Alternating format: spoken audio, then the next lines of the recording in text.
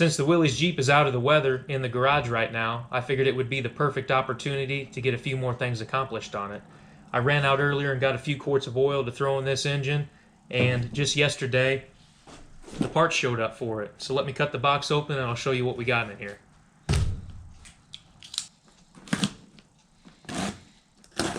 I'm really happy with the way Kaiser Willys sends their parts out. They show up a lot sooner than you would expect. So the first item that I've got here is the correct oil filter. Paper filter. It's got the little rubber gaskets to go on the top of that canister.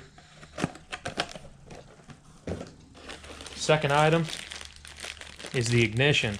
I believe the ignition was $14 and the oil filter was $11. I actually couldn't find an oil filter that was at a parts store around me. They had an ignition, but I think the one at O'Reilly's was about $40. So I wasn't about ready to buy that one.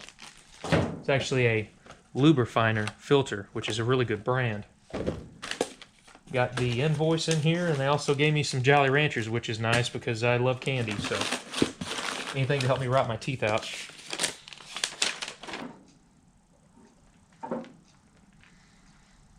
Now there is oil, old oil, down in this canister, but when I drained it out of the engine it didn't look that bad.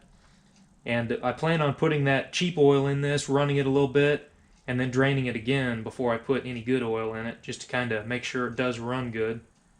So I think the old oil in the bottom of this canister will be just fine. I don't really see any problems with having it in there. I mean, I could take some paper towels and clean that out the best that I could, but I don't think it's really going to make much difference. It's good oil, just looks pretty black. So we'll take that old one out.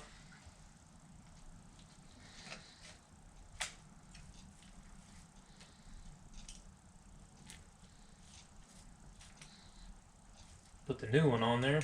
New filter's in there. The top has a spring in here you're supposed to push down while you tighten. So push the top down, tighten this back, and I think we'll be good to go on the filter.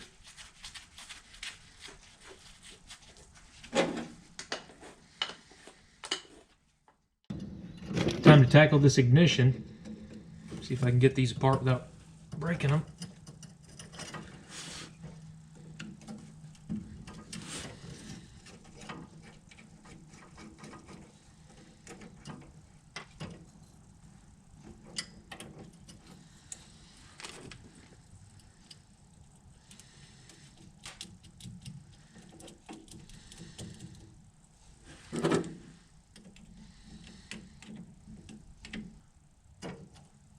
Looks like that one's on there, just about ready to break off. I can't get the screw to turn, so I'm probably going to just cut this and splice it as best I can.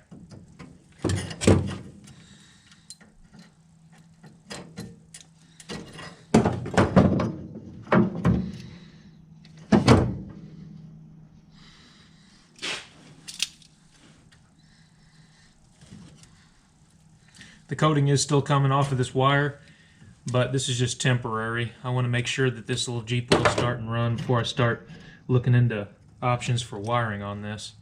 I know Kaiser Willys has an entire wiring harness that you can buy for a little Jeep like this. You can also get a painless wiring harness and do it yourself, but the Kaiser Willys one is marked for every single little spot you need to hook a ground to, every spot that the wire needs to go to, so that may be the route that I go with. But I do want to make sure that this little thing starts up and runs good before I put any money into any kind of options like that.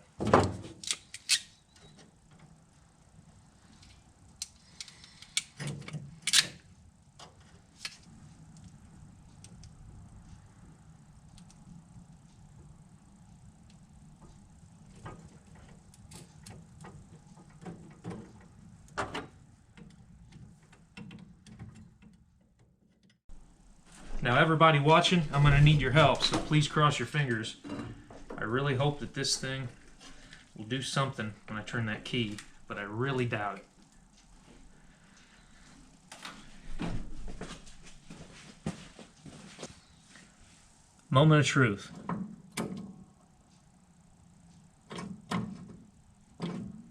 And just as I thought, does absolutely nothing. None of the gauges move, so next best thing is trying to track down some kind of wiring problem. It's not really surprising to me that the Jeep didn't start. The wiring in this is just completely shot. I've not really showed you all a close-up of the wiring, but you can see the coating on this wire is just ate up. This box right here that's supposed to be a distribution box for all the little connectors that run to the starter and the generator is just completely rusted up. It's probably got water in it before. You can see the negative battery cable is just completely shot. I mean, it was worth a try to see if it would start, but it's just going to have to wait for right now. The little Jeep's been in the garage for probably close to a month, with waiting for parts, you know, from Kaiser Willys and waiting for parts for Rock Auto.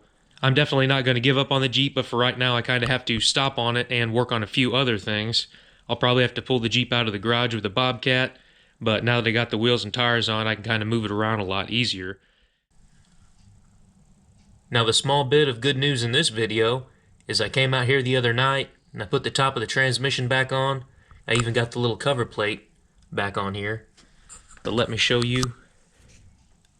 Here's reverse, first, second, and third. Transmission is nicely freed up, so now whenever I do get around to starting this Jeep, I can get it out on some flat ground and see if it'll actually move under its own power. I can't really drive it very far because the brakes still don't work. I mean, they're non-existent. But with the transmission being freed up, we can see if it'll move under its own power. Now, when I get the Jeep out of the garage, I've really got to pull Johnny 5 in there and do some regular maintenance on the old truck. Probably rotate the tires, do an oil change, check the transmission and the front and rear ends for fluid, and replace the fluid in them. I probably ought to throw some spark plugs and spark plug wires on the old truck as well. But the next project that I think we'll spend a little bit of time in there will be this old 1950 Dodge 1-ton pickup that I picked up a while back. I got it from an auction company, and I believe I bought it from the original owner that sent it to the auction. I've got a video of going and getting this truck with my rollback, and I think this will be the next project that spends a little bit of time in there. And I don't think it's going to take much to get this old truck running, in all honesty, just for the fact that it spent most of its life in some kind of a shed, and the wiring has not been messed with at all, really, on this old truck. I mean, the spark plug wires haven't been eaten up, the hoses aren't cracked on it. I think all it's really going to take for this old truck is to throw a hot battery in it and clean the carburetor up just a little bit. I was really hoping to see the Jeep start in this video and run, but with the wiring as chewed up as bad as it is, just didn't happen. Sometimes you get lucky, and just like in this video, sometimes you don't. So I'll probably pull the Jeep out of the garage just for right now. I'm not going to give up on the project by any means, but I really need to free up some room in the garage to get work on a few other projects. I never intended the Jeep being in there as long as it has. I think it's been in the garage for about a month, with waiting for orders to show up from online of parts for the Jeep. But the next video will probably be working on something else, and hopefully you enjoyed the video. If you would, also check out my buddies at Central Oregon Shenanigans in the Fox Shop. Their channel links will be in the video description below. But thanks again for watching. If you enjoyed the video, give it a thumbs up, leave a comment or a question down below, and consider subscribing if this is the kind of content that you're into. And just a friendly reminder that it doesn't matter if you're working on your project in a garage or in your driveway. What matters is that you go out there, you do the job yourself, and you learn more about your project, whatever that project may be. Now that this video's over, how about you go outside and work on something? My name is Zane, and I'll catch you next time.